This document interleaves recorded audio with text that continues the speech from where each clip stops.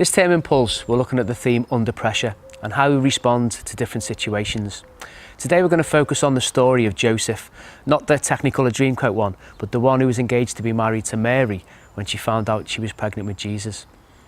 I can't begin to imagine what he must have been feeling when the bombshell dropped. The mix of emotions when Mary tells him that she's pregnant and he knows that it's not his. But I think we can learn a lot from the way that he responds. Let's read what the Bible tells us in Matthew chapter 1, verse 18. This is how the birth of Jesus, the Messiah, came about. His mother Mary was pledged to be married to Joseph, but before they came together, she found to be pregnant through the Holy Spirit. Because Joseph, her husband, was faithful to the law and yet did not want to subject her to public disgrace, he had in mind to divorce her quietly.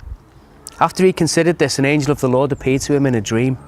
Joseph, son of David, do not be afraid to take Mary home as your wife, because what is conceived in her is from the Holy Spirit. And then verse 24 says, when Joseph woke up, he did what the angel of the Lord had commanded him and took Mary home as his wife. I think the first thing we can learn from Joseph was, even though he was hurt, he didn't allow that to translate into him hurting other people. How often do we, when somebody says or does something that hurts us, respond by lashing out, only intent on us causing harm to them? Joseph showed love and compassion. It speaks of his strength of character.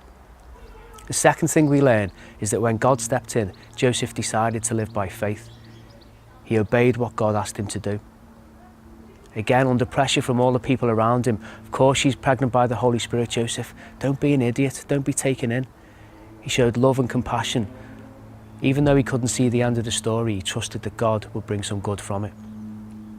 At this point, we normally share a personal story about how we've been in a situation like this. But I think the reality is we face choices every single day where people try and influence us. Often we know what the right thing to do is, but we allow ourselves to be swayed by other people. In this sense, living by faith, it's like a muscle.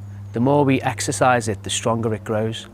The more often we make the right decision, the more chance there is that we'll make it in the future.